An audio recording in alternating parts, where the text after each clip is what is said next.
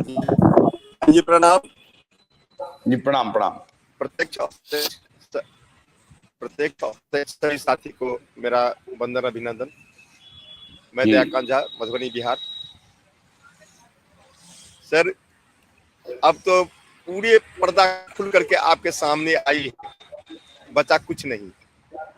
लेकिन बहुत बात हुई है। मैं आपके चैनल के माध्यम से अपने देश के एक एक जमाकर्ता को एक संदेश देना चाहता हूँ। संदेश ये है सर, आज सुप्रीम कोर्ट हो, हाई कोर्ट हो, सुप्रीम कोर्ट हो, अगर सुप्रीम कोर्ट ने सहारा के व्यवसाय बंद कर दी है विगत वर्षों पर, फिर हमारे जमाकर्ता अगर इन्वेस्ट करवा रहे हैं, कर रहे हैं, सहारा के चाटुकार को कहने से उनके पीछे दौड़ रहे हैं, तो अपने पांव पे अपने कुल्हाड़ी मारने के बराबर होता है। जिस गाछ से बैठे हैं वो इसी गाछ को काटने के बराबर है। वो जनता जाने। मैं सिर्फ ये पूरे देश की जनता जो इस चैनल को सुन रहे हैं, देख रहे हैं, मैं ये सिर्फ ये संदेश देना चाहता हूं कि अब बारी है अपनी पैसा लेने के लिए, अपना पैसा लेने के लिए। दिल्ली जो हमारे देश के वित्त मंत्री ने कही थी कि आप अपना कागज लेके आओ, पैसा लेके जाओ, सिर्फ हमें उन्हीं की बातों का अनुपालना करते हुए मैंने आज PIL सुप्रीम कोर्ट में लगाया है।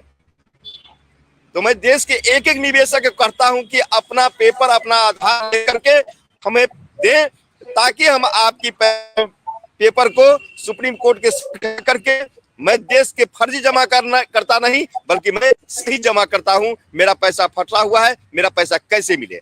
तो मैं सभी जमाकर्ताओं से सिर्फ निवेदन करना चाहता हूं कि आप किसी के बहकावे में न जाएं, किसी के बहकावे में न जाएं। आप अपना पेपर PIL के माध्यम से अपने अपने जिला अध्यक्ष को, सबका नंबर प्रोवाइड है, और अपना पेपर सत्यापन के लिए मुझे जल्द से जल्द देने का है। पहली बात। दूसरी बात सर, मैं एक बात और कहना चाहूंगा कि अब हमारे फ्रेंचाइजी मैनेजर जो हैं, अपनी मौत की अपनी दावत देना, अपनी मौत को सामने बुलाना, वो काम वो कर रहे हैं। क्योंकि जैसे वो जमाकर्ता को निवेश कराते हैं, जमाकर्ता जिस दिन समझ जाएंगे, सर अलग और धर अलग कर देंगे, सर अलग और धर अलग कर देंगे। सावधान रहे वो फ्रेंचाइजी गार्जियन, क्योंकि हम एकजुट हो चुके हैं। संयुक्त ऑल इंडिया जन आंदोलन, ये चोर तो कहते नजर आ रहे हैं, चोर है नहीं, ये क्रांतिकारी है, क्रांतिकारी है। कल भी बताया था कि मैं लड़का खोया, पत्नी खोया, बेटा खो दिया, बाप खो दिया, माई खो दिया, सब कुछ खो दिया। मैं अकेले हूं, मैं जहां हूं, देश के एक एक जमाकर्ता के लिए लड़ाई लड़ रहा हूं और अपना हक की लड़ाई लड़ रहा हूं। हमें अब खोने के लिए कुछ नहीं है, हमें सिर्फ उस चाटुकार को देखना है और खींच करके सामने लाना है, और अपनी एक एक निवेशक को भुगतान दिलाना है। मैं ज्यादा शब्दों समय न लेते हुए मैं अपनी बात को विराम देता हूं सर।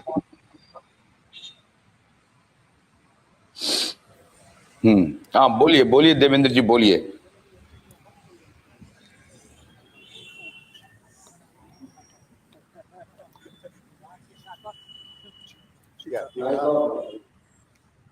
बोलिए बोलिए, आपका माइक ऑफ, माइक अनम्यूट कीजिए।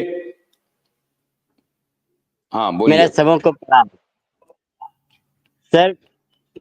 5 जनवरी को जो आंदोलन होने जा रहा है पटना में, मैं सभी लोगों से अनुरोध करता हूं कि यह केवल मीटिंग और सीटिंग ना करके इसको रेल की पटरी पर लाया जाए, और वहां पर सभी को एकजुट होकर, जिस भांति पंजाब में हुआ, 23 राज्यों में हुआ, उसी भांति यहाँ पर हमारे बिहार में, पटना में होना चाहिए, ताकि सरकार। सुनिए देवेंद्र जी, आपको ये सारी बात जो भी करनी है, आंदोलन गांधी मैदान में पहुंचने की बात करिए। हमारे इसमें क्या होता है कि ये इस तरह से आप आह्वान नहीं कर सकते हैं। आप लोगों को बुलाइए, वहां करिए। पब्लिक प्रॉपर्टीज को लेकर के बात नहीं कर सकते हैं, तो प्लीज आप वो बात ना करें चैनल पे हमारे। Sorry sir. आप गांधी मैदान में आप बुलाइए, आप लोगों को मिलिए, वो करिए। पब्लिक प्रॉपर्टीज के बारे में मैं ये अनुमति नहीं दे सकता हूँ आपको, आप सारी बात करिए।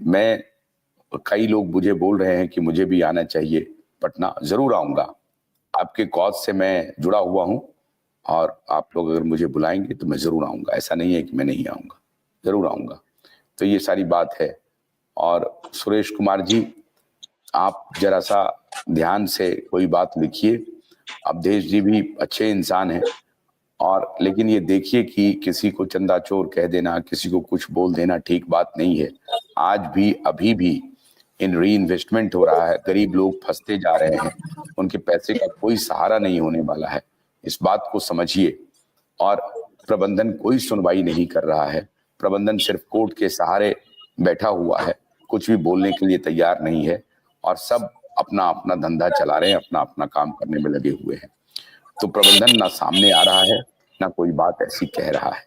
तो मैं ये आग्रह कर रहा हूं प्रबंधन से भी कि उनको कम्युनिकेशन शुरू करना चाहिए, और शुरू करके लोगों के साथ बात करके उनको कॉन्फिडेंस देना चाहिए कि क्या वो कब तक पैसे का इंतजाम करेंगे, कैसे करेंगे, क्या हो रहा है। कोई जानकारी निवेशक को नहीं है। ऐसी स्थिति में निवेशक क्रॉस रोड पर खड़ा है। तो कल बात करेंगे। और कोई भी आदमी, जो कोई भी अभी री इन्वेस्टमेंट का काम कर रहे हैं, अगर आप कर रहे हैं तो आप अपने पैसे की जिम्मेदारी आपकी है। फिर आप बाद में हाय तौबा मत मचाइएगा कि मेरा पैसा डूब गया, मेरा पैसा डूब गया। ये टोटल रिस्पॉन्सिबिलिटी आपकी है, आप करिए। और सरकार को ये देखना चाहिए कि ये कैसे, किनके इशारे पर ये री इन्वेस्टमेंट हो रहा है। ये सरकार की रिस्पॉन्सिबिलिटी है, मिनिस्ट्री ऑफ कॉर्पोरेट अफेयर्स की है। मैं उनसे भी आग्रह कर रहा हूं, वो भी देखें। और सहारा का जो उच्च प्रबंधन है, अगर उनको ये जानकारी नहीं है तो वो भी नीचे तक सूचना लें कि कहां कौन कैसे री इन्वेस्टमेंट करा रहा है। ये सबकी रिस्पॉन्सिबिलिटी है, अन्यथा गरीब निवेशक का पैसा डूबेगा, फिर उसका देनहार कोई होगा नहीं।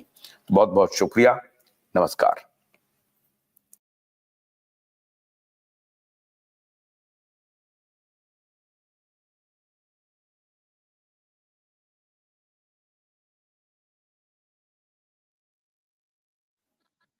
जी सर, जितनी कोऑपरेटिव सोसाइटी के भुगतान है, जितनी भी कोऑपरेटिव सोसाइटी के भुगतान है, वो cooperative star multi cooperative society में ट्रांसफर किया जाए।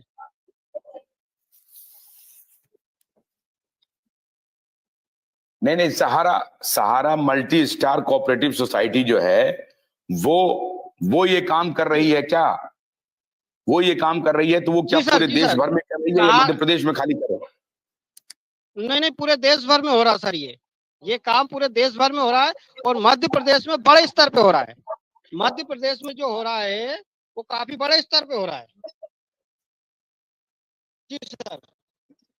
अभी एक सज्जन आकर के बोल रहे थे कि ये चंदा चोर, चंदाखोर जो हैं वो गुमराह कर रहे हैं। आप बताइए जरा सा इनको, वो कहाँ गए? वो आप बताइए इनको, ये कौन किशोर जी हैं जो बतला रहे थे अभी कि चंदा चोर जो है वो गुमराह कर रहे थे। मैं उनको ये बताना चाहता हूं कि अभी अब आपको निवेशकों का दर्द एहसास नहीं हो रहा है?